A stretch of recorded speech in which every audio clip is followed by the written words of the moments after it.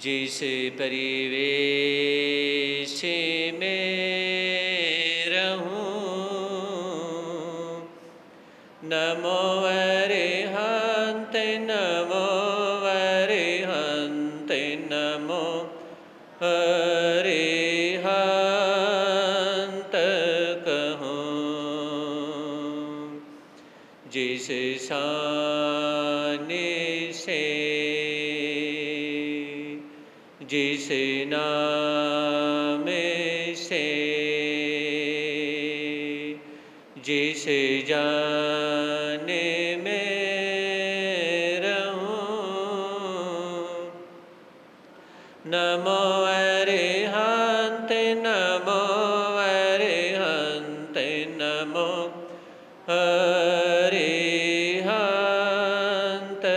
कहूं। जिस प्यारे से जिस ख्वारे से जिस संसार में रहूं, नमो अरिहंत नमो अरिहंत नमो अरिहंत कहूं। जिस ध्यान से जिस सम्मान से जिस जहान में रहूं, नमो अरिहंत नमो अरिहंत नमो अरिहंत कहूं। है समय नदी के धार के जिसमें सब बह जाया करते हैं। है समय बड़ा तूफान परवल पर्वत झुक जाया करते हैं। अक्सर दुनिया के लोग समय में चक्कर खाया करते हैं, लेकिन कुछ ऐसे होते जो इतिहास बनाया करते हैं, इतिहास बनाया करते हैं।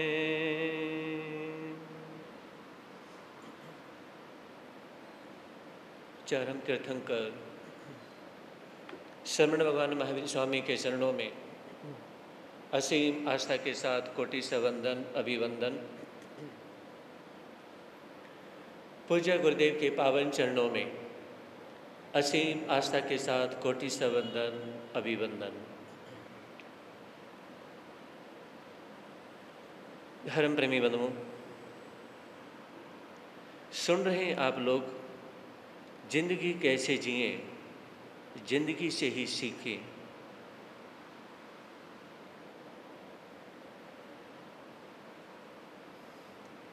हमें जिंदगी जीने का जो तजुर्बा है वो जिंदगी से ही मिलेगा। जब भी साधु साध्वी के अंदर किसी भी प्रकार की कोई ऐसी बात होती, मेरे परमात्मा ने, मेरे तीर्थंकर ने, भगवान महावीर ने 4 तीर्थों की स्थापना की है, साधु साध्वी और श्रावक श्राविका। जब भी इन चारों में किसी भी प्रकार की ऐसी कोई बात या कोई खोट या गृहस्थी के अंदर नोट का लालच या साधु साध्वी में किसी प्रकार की कोई बात को लेकर के कोई खोट का ऐसा लालच आता है, तो मेरे महावीर उसे गूढ़ ज्ञान देने की बजाय उसको उसी के जन्म की पूर्व घटना, उसी के जन्म की पूर्व घटना उसी को समझा देते हैं। उसे समझाते नहीं हैं, उसे बहुत सारा ज्ञान दान नहीं देते हैं, समझे नहीं। बहुत गूढ़ ज्ञान नहीं देते भगवान महावीर किसी को। जब भी किसी को समझाना होता कि ये श्रावक अपने पद से भ्रष्ट हो चुका है, ये श्राविका अपने फर्ज को निभाना छोड़ रही है, ये संत और साध्वी त्याग के मार्ग को छोड़ रहे हैं, तो भगवान महावीर क्या करते हैं? समझाना छोड़ देते हैं। हाँ जी, समझ आ रही है बात? समझाना छोड़ देते हैं और उसी को, उसी के जन्म की पूर्व घटना, उसकी कहानी उसी को सुना देते हैं। कैसे? एग्जाम्पल दूं? नहीं तो समझ नहीं आएगा कुछ भी। मेघनाथ मुनि दीक्षा लेने के बाद में सबसे लास्ट में उनका आसन लगता है, क्योंकि क्रम से अनुसार जब साधु साध्वी प्रवचन सभा में बैठे होते हैं तो क्रम से बैठे हुए होते हैं, एक तरफ से बड़ा फिर छोटा फिर छोटा, ऐसे उनके आसन लगे हुए थे ताकि वंदना करनी पड़े तो आसानी हो जाए। सबसे पहले की बड़े की वंदना, उससे छोटे की, उससे छोटे की, सभी के ऐसे आसन, यानी कि रात में सोने के लिए जब आसन लगे हैं तो लास्ट में मेघनाथ जो मुनि थे उनका लास्ट में आसन लगता है। तो रात में जैसे भी समझिए, चाहे किसी का ओघा लगता है, कुछ भी लगता है, या बार बार आने जाने का कोई सोच के लिए, फ्रेश होने के लिए जब जाते हैं संत, तो उसमें क्या होता है? मेघनाथ मुनि जो थे उनको नींद नहीं आती है, क्योंकि राजा के लड़के थे, है ना, बड़ी सेफ्टी के साथ में सोते थे, मजे के साथ में सोते थे। लेकिन आज क्या है, नीचे आसन लगा हुआ है और कभी किसी के आने जाने से वो डिस्टर्ब होते हैं और नहीं नींद आती है। सवेरे क्या करते हैं? सोचने लगे, जब मैं सो भी नहीं सकता तो यहाँ पर संयम पाल के करूँगा क्या? संत बन के करूँगा क्या? अरे खाने पीने की तो ठीक है, कहीं ज़्यादा खा लिया कम खा लिया कोई बड़ी बात नहीं, एक दिन की बात हो, 2 दिन की हो, 3 दिन की हो, तो रोज की बात हो गई। जब मैं सो ही नहीं सकता तो मैं यहाँ पर संयम लेके साधु बन के करूँगा क्या? है ना, ये बात यानी कि मेघनाथ मुनि के मन में आती है और अपने वो कमंडल पात्रे उठाते हैं और जो भी भगवान महावीर ने संभलवाया था वो उठा करके भगवान महावीर के सामने खड़े होते हैं। खड़े होते ही भगवान महावीर कहने लगे, मेघनाथ मुनि घर जाना चाहते हो? हाँ जी, बोलने की हिम्मत नहीं है, क्या कर रहे हैं? गर्दन हिला रहे हैं, नहीं जाना चाहते। संयम छोड़ना चाहते हो? आपको यह संयम रुचिकर नहीं लगा? नहीं जी, सिर्फ रात में जरा सा कष्ट मिलने से तुम घर जाना चाहते हो, जरा सी परेशानी आने के बाद में तुम धर्म को छोड़ना चाहते हो।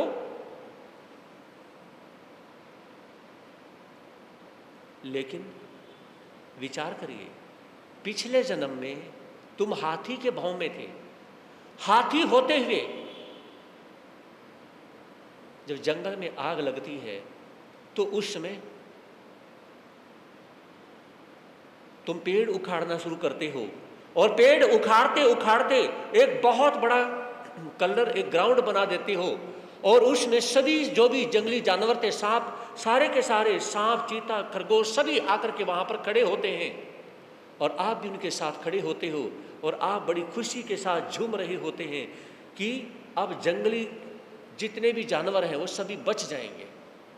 एक खरगोश कहीं से भागता हुआ आता है, जब वो आता है तो देखता है कि उसे कोई जगह नहीं मिलती और आप उसमें अगला पैर खुजा ऊपर उठा के खुजा रहे होते हैं, खुजली कर रहे होते हैं और उसमें खरगोश आपके पैर की जगह पे आके बैठ जाता है ना। जब पैर की जगह पर खरगोश बैठता है तो आपने देखा कि अरे पैर की जगह पे तो ये खरगोश बैठ गया, मैं पैर कहाँ रखूं? तो आप ऊपर ही उठा के रखते हैं, 3 पैर की जगह तो मिल गई, बेचारे खरगोश की भी जान बच जाएगी। इस तरह से 3 दिन में आग बुझती है और उसके बाद सभी जंगली जानवर अपनी अपनी साइड में जैसा जिसका मन होता है चले जाते हैं। आप जैसे पैर सीधा करते हैं तो 3 दिन तक तीन पैर पे खड़ा होने की वजह से आपका पैर अकड़ जाता है और आप गिरते हो और धड़ाम से कहें आपकी आत्मा शरीर को छोड़ देती है और वहां से चलने के बाद में आपकी आत्मा इस जन्म में राजा के घर में जन्म लेती है।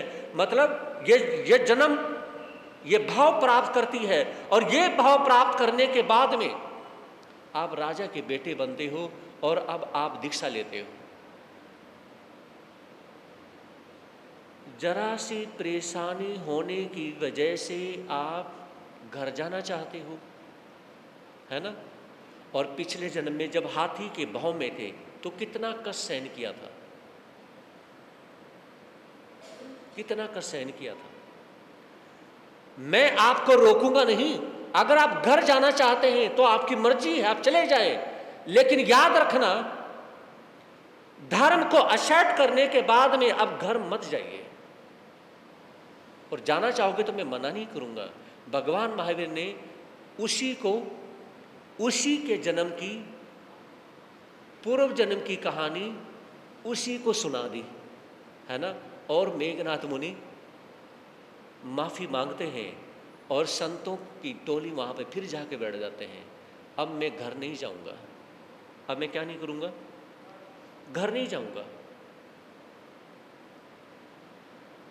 जिंदगी बनाने के लिए चले थे लेकिन जिंदगी की बाजी हार गए थे, लेकिन भगवान महावीर ने उसको उसी के जन्म की जब कहानी सुनाई तो जिंदगी की बाजी ऐसे जीत गए कि अपनी आत्मा का कल्याण ही कर लिया। समझे नहीं? मुझे बताएं, आप जिंदगी की बाजी जीतना चाहते हो या जिंदगी की बाजी?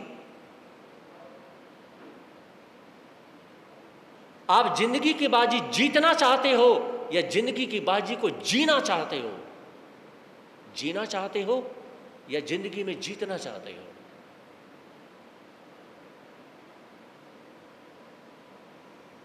बोलो, आप जीतना चाहते हो जिंदगी में या जीना चाहते हो जिंदगी में? हमें जीना है। जीतना है तो हम किसी को हराएंगे भी, और जीना है तो हम किसी और को भी अपने साथ में ले लेंगे। तो महापुरुष ये कहते हैं कि आपके पति की डेथ हो गई है, आपकी पत्नी की डेथ हो गई है, उसमें मेरे महावीर की वाणी फरमाती है कि उसमें रोने की बजाय आपने क्या करना है? अगर पत्नी की डेथ हुई है तो पति उसके आदर्शों पे चले।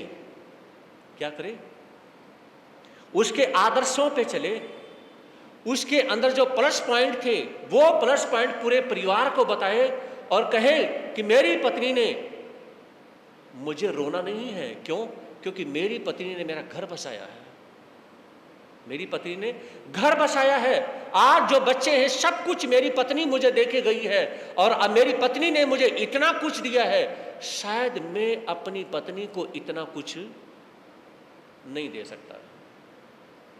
अरे जिस पत्नी ने मेरे परिवार का वंश आगे बढ़ाया हो, है ना, मुझे संतान दी हो, मेरी पत्नी ने मुझे सब कुछ दिया है, मेरी पत्नी ने मुझे आदर्शों पे चलना सिखाया है, मेरी पत्नी ने मुझे धर्म करना सिखाया है, मेरी पत्नी ने मुझे घर परिवार में जीना सिखाया है, उसने मुझे समाज में जीना सिखाया है, उसने मुझे धर्म करना सिखाया है, उसने मुझे गुरुओं के दर्शन करने सिखाए हैं। क्या मैं उसके जाने के बाद में रोना शुरू कर दूं? बोलते क्यों नहीं? जिस पत्नी ने इतना सब कुछ दिया है और आज उसका मैं ज्ञान सब कुछ निकाल दूं? नहीं नहीं नहीं, मैं अपनी पत्नी को ऐसे नहीं रुला के नहीं भूलना चाहता। मैं अपनी पत्नी को उसके आदर्शों के रूप में याद करना चाहता हूं, उसके आदर्शों के रूप में मैं जीना चाहता हूं। जब पति ऐसा करता है तो वो अपनी पत्नी से सच्ची मोहब्बत करता है। हाँ जी, जब पति ऐसा करता है वो अपनी पत्नी से सच्ची मोहब्बत करता है, और पत्नी भी जब ऐसे यानी कि पति के डेथ होने के बाद में करती है तो वो भी अपने पति से सच्चा प्यार करती है। तो ये कहा जाता है कि विचार करने की आवश्यकता है कि आप अपनी पत्नी और पति से प्यार करते हैं तो उनके आदर्शों पे चलें, उनके प्लस पॉइंट पे चलें, उनके प्लस पॉइंट को धारण करें कि मेरे पत्नी के अंदर प्लस पॉइंट है, हमेशा उसके प्लस पॉइंट हमेशा आगे रखें। औरों को भी बताएं मेरी पत्नी में इतने प्लस पॉइंट हैं, मेरे पति में इतने प्लस पॉइंट हैं, ये औरों को भी सबको बताएं। ये है पति और पत्नी का जीना। समझ रहे हैं? आपकी पत्नी ने तो बहुत कुछ धर्म ध्यान किया है और आप क्या है, धर्म ध्यान छोड़ के बैठ जाए, परमात्मा को गालियां देना शुरू कर दे, धर्म को गालियां देना शुरू कर दे। अरे परमात्मा ने क्या किया, मैंने सारी जिंदगी तो धर्म ध्यान किया और बुढ़ापे मेरी पत्नी छोड़ के चली गई। आप किसको गाली दे रहे हो? भगवान को? किसको गाली दे रहे हो? धर्म को? किसको गाली दे रहे हो? इन गुरुओं को कि जो आपको धर्म सिखाते हैं, उनको गाली दे रहे हो। मेरे कहने का मतलब यह है कि आप सभी से नाराज, गुरु से आप नाराज, धर्म से आप नाराज, भगवान से आप नाराज। कहते हो क्या करना है संतों के दर्शन करने के? इन संतों के दर्शन करके क्या करूं? मेरी तो पत्नी की डेथ हो गई, मेरे तो पति की डेथ होगी, क्या करूंगा मैं इनके दर्शन करके? है ना? अरे भाई, संतों ने कौन सा पत्नी या पति को मार दिया? वो तो आपको स्टैंड कर रहे हैं। एक समय आएगा वो संत खुद भी चले जाएंगे जिंदगी से। हाँ जी, बोलते क्यों नहीं? एक समय आएगा संत भी खुद भी चले जाएंगे इस जिंदगी से। एक समय आएगा आप भी चले जाओगे। किसको गाली दे रहे हो? किसको बुरा भला कह रहे हो? बोलो, किसको कहना है? महापुरुष ये कहते हैं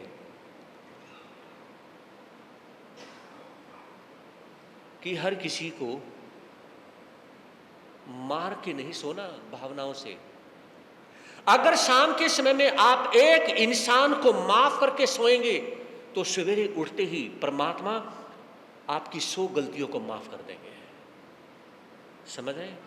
अगर शाम के समय में आप किसी एक इंसान को, जिसकी आपके साथ ठनती है, जिसकी आपके साथ लगती है, जिसकी आपके साथ कहा सुनी होती है, लड़ाई होती है, मन मुटाव होता है, तो उस इंसान को माफ कर दो सोने से पहले। सवेरे उठने से परमात्मा आपके ख्यालों में, आपके विचारों में, आपकी भावनाओं में परमात्मा आएगा और कहेगा कि बेटा तेरे 100 गुनाह मैंने माफ कर दिए, जा। और आपके फेस पे नेचुरल स्माइल आ जाएगी। हाँ जी, आपके फेस पे नेचुरल स्माइल आ जाएगी। और कोई पूछेगा आप खुश क्यों हैं? मुझे नहीं पता मैं खुश क्यों। बोलो, मुझे नहीं पता मैं खुश क्यों हूं। आप बता नहीं पाएंगे, इतनी खुशी होगी आपके पास, क्योंकि आपने उस इंसान को माफ किया है, सोने से पहले माफ कर दिया।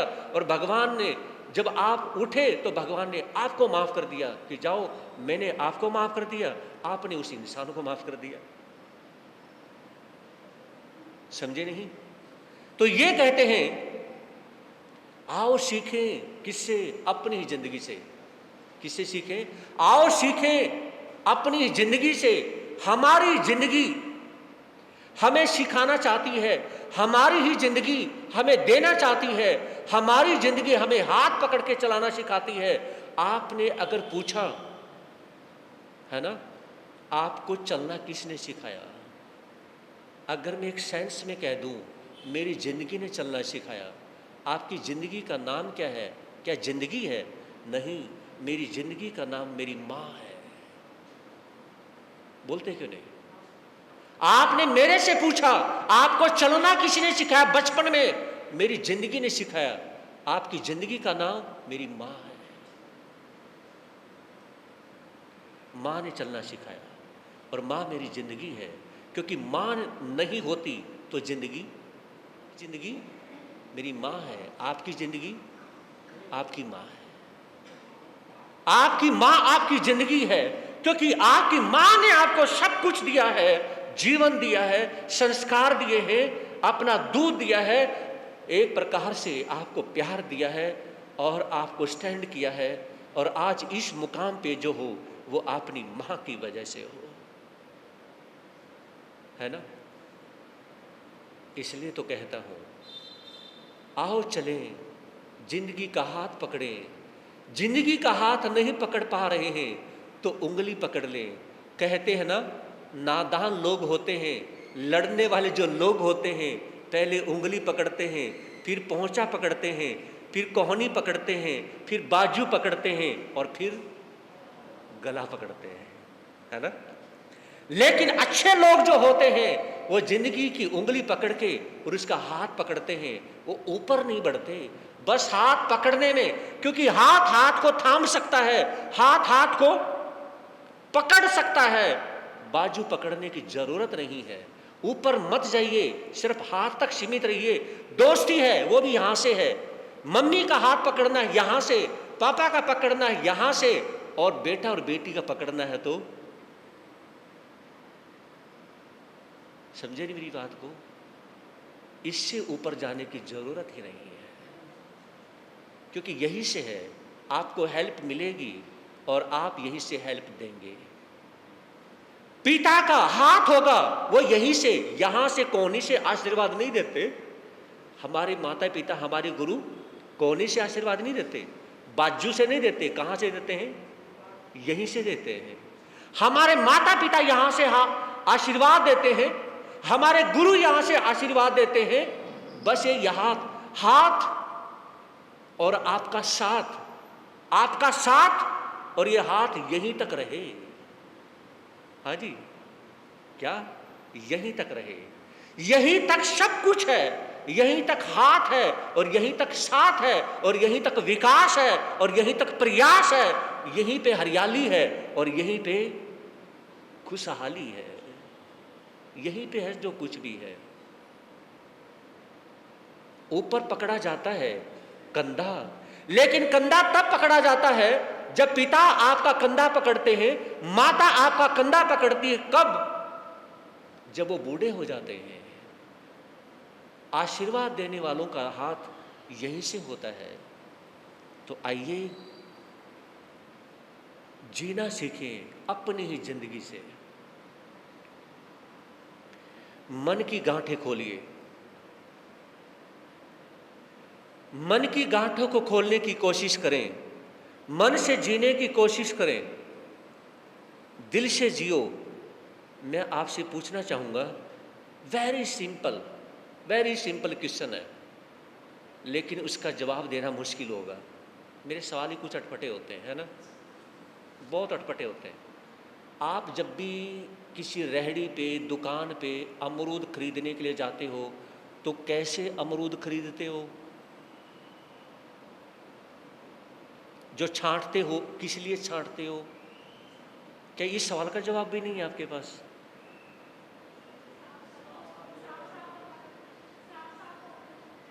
साफ साफ हो या मीठे मीठे हो? हाँ जी।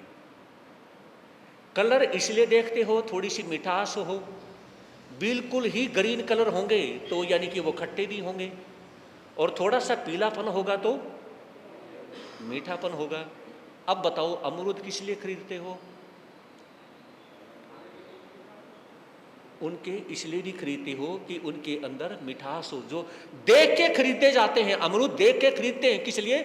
मीठे अमरूद देख के खरीदते हो और खाते समय नमक मिर्च लगाते हो। खाते समय है यही लोगों का यही नेचर है, आजकल सभी का यही नेचर है। हर किसी के दिमाग में, हर किसी के दिल में, हर किसी की सोच में नमक और मिर्च है, गुड़ किसी के पास नहीं मिलने वाला। हाँ जी, माछीवाड़ा वालों, गुड़ किसी के पास में नहीं मिलने वाला। मीठे अमरूद और अच्छे अमरूद खरीदते हैं, किस लिए? कि हाँ ये मीठे अमरूद हैं, हम खाएंगे। और मीठे अमरूद खरीद के लिए, जैसे कि अमरूद तो बहुत मीठे हैं, जब अमरूद मीठे हैं तो नमक मिर्च क्यों लगा रहे हो, है ना? और नमक मिर्च लगा रहे तो वो मीठे कैसे हैं? फिर मीठे खरीदने का फायदा क्या है? तो लोग नेचर से क्या है, नमक मिर्च वाले हो चुके हैं। जो फ्रूट भी बिना नमक के नहीं खाते। हाँ जी, फ्रूट भी बिना नमक के नहीं खाते। क्यों? क्योंकि लोग इतने नमकीन हो चुके हैं, मीठा हजम नहीं होता। लोग इतने नमकीन हो चुके हैं, मीठा हजम नहीं होता। और जब बुजुर्ग यानी कि फौजी साहब बड़े हट्टे तगड़े हैं और प्रधान जी, जब ये जवान में उम्र में थे तो उसमें कितना कितना मीठा खा जाते थे, है ना। शायद हमसे भी नहीं खाया गया होगा इतना तो, लेकिन पुराने लोग कितना मीठा खाते थे, इसलिए वो मीठे होते थे। और आज क्या है, मीठा खाते ही नहीं, वो कहते जी हजम ही नहीं होता है मीठा, तो इसलिए लोग ज्यादा नमकीन हो गए। इसलिए नमकीन हो गए। महापुरुष ये कहते हैं कि आप नेचर से अगर मीठे हैं तो आपको सारी चीज हजम हो जाएंगी, और आप नेचर से मीठे नहीं है तो कुछ भी हजम नहीं होगा। तो मेरे कहने का तात्पर्य यह है कि मन की गांठें खोलिए, दिल की गांठों को खोलिए।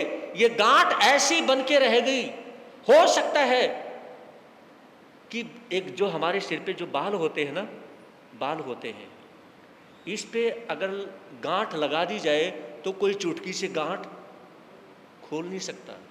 ये कहते कि हो सकता है कि बाल पे लगी हुई गांठ कोई खोल दे, लेकिन मन पे लगी हुई गांठ कोई भी खोल नहीं सकता। कोशिश करें कि मन की गांठें बांधी ना जाए। गलती करके माफी मांगना सरल है, लेकिन गलती करने वाले को माफ करना बहुत मुश्किल है। गलती करके आप माफी मांग सकते हैं, लेकिन गलती करने वाले को आप माफ कर दें, ये बहुत मुश्किल है। और साधना इसी को कहते हैं, मेडिटेशन इसी को कहते हैं। अगर आप चाहते हैं कि मैं मेडिटेशन सीखना चाहता हूं, मैं साधना सीखना चाहता हूं, तो साधना की पहली स्टेप यही है कि आप गलती करने वाले को माफ कर दें, तो आपके पास मेडिटेशन है, आपके पास साधना है। नहीं तो आपके पास कुछ भी नहीं है। तो धर्म प्रेमी बंधुओं, उत्तरायण सूत्र में आता है 36 अध्ययन है, और उनका पहला जो अध्ययन है वो है विनय श्रुत अध्ययन, जो भगवान की अंतिम देशना है। भगवान की अंतिम देशना मतलब शरीर छोड़ने से पहले भगवान महावीर ने उत्तरायण सूत्र जो वाणी है, अंतिम समय में 48 घंटे तक नॉन स्टॉप प्रवचन किया था। उन्होंने जो कथा की थी, जो जनता को संबोधित किया था, तो 48 घंटे में जो उन्होंने बोला वो संकलित है उत्तरायण सूत्र में। ये महावीर की अंतिम देशना कही जाती है। और सबसे पहले भगवान महावीर ने फरमाया विनय श्रुत, मतलब श्रुत का मतलब होता है सुनना, और विनय का मतलब विनम्र होना। कि आप विनम्र होंगे सुनने के साथ में। अगर किसी के अंदर अच्छी बातें सुनने की आदत पड़ गई तो उसके अंदर विनय आ गया। विनय किसके अंदर है? अब मान लीजिए दो व्यक्ति बैठे हैं, बातें कर रहे हैं। एक व्यक्ति बहुत कम सुनता है, वो सिर्फ बोलता जाता है। बहुत से ऐसे होते हैं जिनका सिर्फ बोलने का भाव होता है, सुनने का भाव नहीं होता। बोलने वाले व्यक्ति के अंदर एक ही बात है। भगवान महावीर कहते हैं कि जो व्यक्ति बहुत ज्यादा बोलता है और सुनता बहुत कम है या सुनता ही नहीं, उसके अंदर विनम्रता नहीं है। उसके अंदर क्या नहीं है? विनम्रता नहीं है। वो विनयशील नहीं है, उसके अंदर विनय नहीं है। वो झुक नहीं सकता, वो बात मान नहीं सकता, उसके अंदर ईगो भरी हुई है। तो ईगो वाले व्यक्ति की सबसे बड़ी पहचान ये है कि जो बोलता तो रहता है लेकिन सुनता नहीं है। समझे नहीं? तो ऐसे व्यक्ति के बारे में मेरे परमात्मा उत्तरायण सूत्र में पहले अध्ययन में, और उसका नाम है विनय श्रुत अध्ययन, और फरमाते हैं कि सड़े कानों वाली कुतिया किसी के भी घर में जाती है तो निकाल दी जाती है। समझ रहे? ये एग्जाम्पल दिया है पहले अध्ययन में कि सड़े हुए कानों वाली कुतिया किसी के घर में जाती है तो डंडा मार के निकाल दी जाती है। उसे को रोटी भी नहीं डालना पसंद करता, जबकि उसने कौन सा किसी को काट लिया। हाँ जी, कौन सा उसने किसी को कुछ कह दिया, लेकिन निकाल दिया जाता है। लेकिन जो कुत्ता गली में और घर के बाहर बैठा हुआ होता है ना, पूंछ हिलाता है, प्यार करता है, पैरों में गिरता है। गौर से सुनिए बात को। जो कुत्ता पैरों में गिरता है, पूंछ हिलाता है, और घर से बाहर जब मालिक निकलता है उसके पैरों में गिरते हुए कभी पैर छाड़ता है, कभी कुछ करता है, तो मालिक को दया आती है और उसको रोटी डाल देता है। नहीं, इसको रोटी खिलानी चाहिए, इसको रोटी खिलानी चाहिए। ये कहा जाता है कि अपनी विनम्रता को कभी ना छोड़ें, विनयशील बने और हर किसी के साथ जुड़ने का प्रयास करें। ये ज़िंदगी है साहब, या तो इसे जी लो, अगर नहीं जिए तो मुट्ठी में पानी नहीं रुकता, ऐसे ही निकल जाएगी। क्या ये ज़िंदगी है साहब, या तो जी लो या निकल जाएगी, और ऐसे निकल जाएगी कि जैसे मुट्ठी में से पानी निकल जाता है। आप इस तरह से अंजलि में पानी लें और उसे कोशिश करें कि मैं इस पानी को मुट्ठी में दबा लूँगा। क्या करें? मैं इस पानी को मुट्ठी में दबा लूँगा, और अपनी मुट्ठी को टाइट करते चले जाएं। जितना भी टाइट करेंगे वो पानी इधर उधर से सारा बाहर निकल जाएगा। आप पानी को मुट्ठी में दबा नहीं सकते, और जिंदगी, बहती हुई जिंदगी को, चलती हुई जिंदगी को आप रोक नहीं सकते। इसलिए कहा ये जिंदगी है साहब, या तो जी लो या ये निकल जाएगी। इसलिए जी ही लो ना, जी ही लो। जिन धर्म के प्यारे लोगों ये सुन लो अमर कहानी, हम भूल गए जिनको जरा याद करो कुर्बानी। जिन धर्म के प्यारे लोगों ये सुन लो अमर कहानी, हम भूल गए हैं जिनको जरा याद करो कुर्बानी।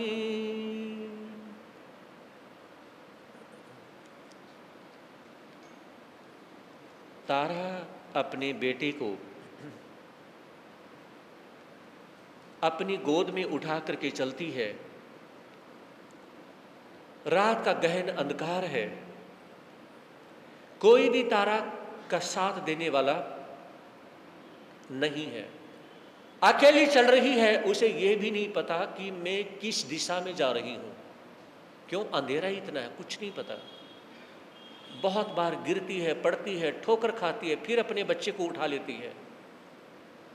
और ये आपको बताना चाहूँगा, जिस जंगल में से तारा अपने बेटे को लेके जा रही है ना, उस जंगल में शेर, चीते, भेड़िए, खूंखार, सांप, नेवले सब कुछ है, लेकिन तारा अपने बेटे को लेके के जा रही है। समझे नहीं? जहां एक पुरुष का दिल भी फट जाए, जहां एक पुरुष भी भयभीत हो जाए, जहां एक पुरुष भी डर के मारे उसका सांस ऊपर का ऊपर, नीचे का नीचे हो जाए, वहां क्या है? वहां एक नारी इतना मजबूत दिल कर सकती है कि जिस प्रकार से तारा कर रही है।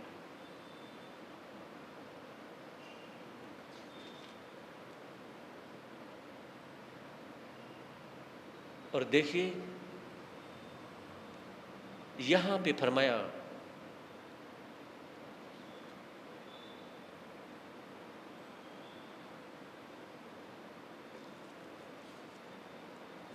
कि तारा लेके जाती है, लेकिन बीच बीच में अपने बेटे को सहलाती भी है। ऐसे लगता है कि जैसे ये अभी उठेगा। और एक बात कहना चाहूँगा, किसी छोटे बच्चे की डेथ होती है ना, तो वो इस प्रकार से उसकी आंखें बंद होती हैं जैसे वो सो रहा होता है। समझ रहे? अगर किसी बच्चे की डेथ हो जाए तो वो जैसे सो रहा होता है, इस प्रकार से उसकी आंखें बंद होती हैं। और किसी जवान व्यक्ति की डेथ हो जाए और उसकी आंखें बंद होती हैं तो उसके फेस पे थोड़ा सा आक्रोश भी होता है, उसके फेस के ऊपर थोड़ा सा आक्रोश होता है।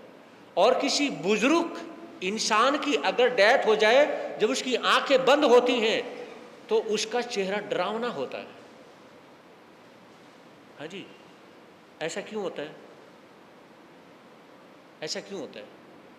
बच्चे के फेस के ऊपर ऐसा लगता है जैसे अभी सो के उठने वाला है, क्योंकि बच्चा दिमाग से नेचुरल है, प्राकृतिक है, उसने सांसें छोड़ दी। एक जवान व्यक्ति यानी कि आक्रोश में है, किसी ने उसको मार दिया है तो उसमें, और एक बुजुर्ग व्यक्ति बहुत ज्यादा, यानी कि जब उसका चेहरा देखते हैं ना तो डरावना लगता है। क्यों? क्योंकि बुजुर्ग व्यक्ति मरना नहीं चाहता था, उसे अपने परिवार से प्रेम प्यार था, मोह था, और आज उसने क्या कर लिया? मौत को गले लगा लिया। तो आज मौत को गले लगाने के बाद में क्या है? वो भयभीत अवस्था में उसने शरीर को छोड़ा है, तो उसका चेहरा डरावना लगता है, उसका चेहरा डरावना लगता है, क्योंकि वो छोड़ करके, अपने परिवार को छोड़ के बुढ़ापे की अवस्था में मरना नहीं चाहता, लेकिन इसलिए उसके फेस के ऊपर भय है और उसका चेहरा अच्छा नहीं लगता देखने में, क्योंकि फेस के ऊपर शांति नहीं है, क्योंकि परिवार से दूर होने की उसे क्या है? पीड़ा है।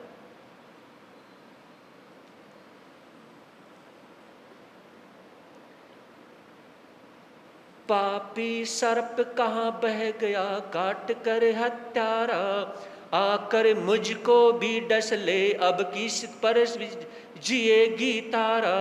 चलो प्राण क्यों अटक रहे हो, अब काहे की आशा है, जीवन धन तो चला गया, अब आशा नहीं दुराशा है। हा हा नाथ देख लो अपने गोद खिलाए प्रिय सुत को, तुमने सौंपा रख न सकी मैं रतन अमोलक अद्भुत को। लज्जित हूँ अति लज्जित हूँ मैं, मुख कैसे दिखलाऊंगी, रोहित को खोकर मैं पापिन सम्मुख कैसे आऊंगी। तो उसमें मन के अंदर एक भाव पैदा होते हैं, अरे सांप, तूने मेरे बेटे को डसा है, आ और आकर के मुझे भी डस ले। अब ये माँ बिना अपने बेटे के जीवित नहीं रहना चाहती है, मुझे भी डस लो कि कम से कम मेरी भी डेथ हो जाए, ये रोना, ये तड़फना तो ना हो। और फिर अपने पति को याद करती है कि पतिदेव, आपने मेरी गोद में जो बेटा दिया था वो बेटा चला गया है, मैं कैसे आपको मुंह दिखाऊंगी, मैं कैसे आपको कहूंगी कि मैंने अपने बेटे रोहित को खो दिया है।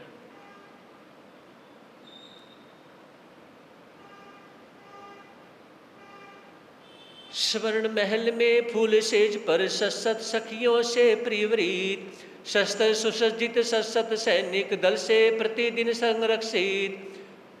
शून्य रानी में तारा वही आज कैसे रोती, स्नेही सुत की लाश गोद में रो रो कर सुध बुध खोती। कोई भी न सांत्वना देने वाला मनुज अकेली है, कैसे सुत की दाह क्रिया हो उलझी वकर पहेली है। तो उसमें तारा अंधकार को चीरते हुए आगे बढ़ती है, विचार करती है, कहाँ तो हजारों सखियां मेरे पीछे पीछे रहती थी, हजारों दासियां रहती थी, और मेरे बेटे को खिलाने वाली कितनी दासियां होती थी, है ना, कितनी सखियां होती थी, किस प्रकार से इसकी परवरिश होती थी। और आज मैं जंगलों में हूं और मेरा बेटा रोहित मेरी गोद में है। कहां तो सोने के महल में हम रहने वाले, और कहां आज हम जंगलों की खाक छान रहे हैं।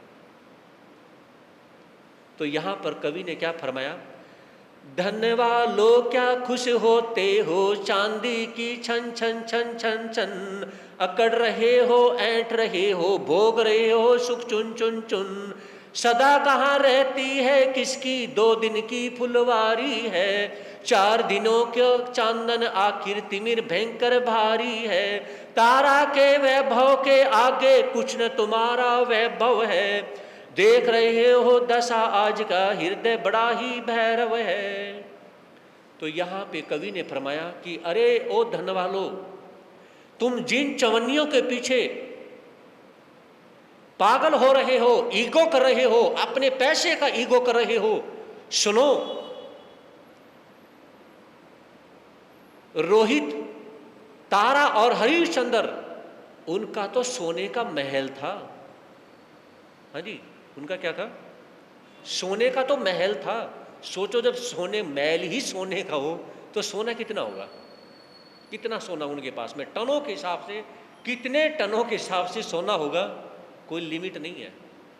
जिनके पास रुपए पैसे की कमी नहीं, लेकिन जब समय बुरा आता है तो उसमें किसी का घमंड चकनाचूर हो जाता है। कभी पैसा किसी का साथ नहीं देता, समझे नहीं? पैसा कभी किसी का साथ नहीं देता। हमारा दिल्ली में चातुर्मास था, तो क्या हुआ कि एक व्यक्ति ने जब अपने बेटे का इलाज करवाना था, बेटे का जब इलाज करवाना था तो कोरोना के समय में अब पैसे ज़्यादा खर्च होने थे, लेकिन उसके पास में पैसे इतने थे नहीं और सारे पैसे बैंक में पड़े हुए थे, समझे नहीं? लिमिट थी एक दिन में पैसे निकलवाने की। और जब बीमार पड़ा और घर में दूसरा सदस्य बीमार पड़ा तो पैसे होते हुए भी पैसे की जब कमी पड़ी और वो दूसरे से मांगता है कि आप मुझे पैसे दे दें, मेरे पास कमी नहीं है पैसे की, मैं आपको 2 दिन में 4 दिन में आपको पैसे दे दूंगा, आप सिग्नेचर करवा ले, जो मर्जी कर ले। लेकिन ये कहा जाता है जब बुरा समय आता है ना, पास में पैसा होते हुए भी वो यूज नहीं हो पाता, पास में पैसा होते हुए भी वो यूज नहीं हो पाता है। तो यहां पे फरमाया कि ये जो 4 दिन की चांदनी है, फिर अंधेरी रात है, हमेशा एक जैसा समय किसी का नहीं रहा। और कहा कि न्याय नीति उपकार करो आज की, युग युग तक यश गाएगा, माया ढलती फिरती छाया, नाम अमर हो जाएगा।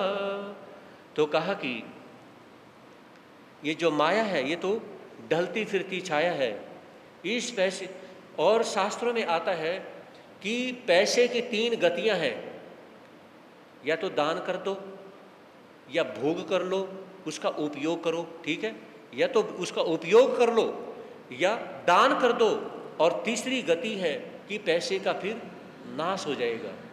या तो पैसे का नाश तो उसका होना ही है, या आप उसका उपयोग कर लो या उसका दान कर लो। 3 ही पैसे की गतियां होती हैं, तो तीनों में से एक गति को स्वीकार कर लो।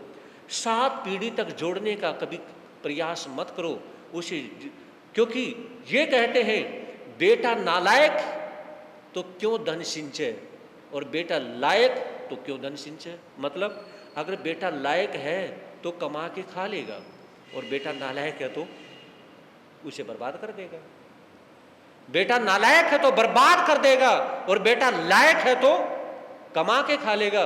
और उस बाप को सबसे बड़ी खुशी होती है जिसने अपने बेटे को सिर्फ इतना पैसा दिया कि वो बस सेटल हो जाए, ज्यादा पैसा नहीं दिया।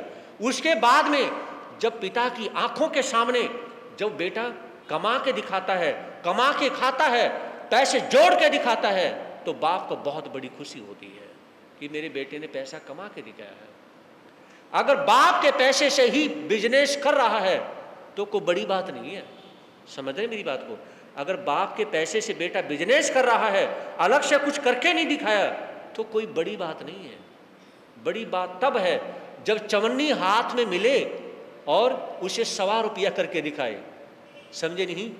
1 रुपया हाथ में मिले और 2-4 चवन्नी ज्यादा जोड़ दी, या रुपये का 1.25 कर दिया, ये बड़ी बात नहीं है। लेकिन चवन्नी का 1.25 कर दिया, इससे पता चलता है कि बेटे ने कमा के दिखाया है। स्वामी की, आचार्य भगवान श्री शिव मुनि जी महाराज की। उपाध्याय परम श्री रविंद्र मुनि जी महाराज की, सर्वधर्म दिवाकर श्री रमणीक मुनि जी महाराज की, प्रज्ञा मेरे श्री पूज्य गुरुदेव श्री उपेंद्र मुनि जी महाराज की, जैन धर्म की,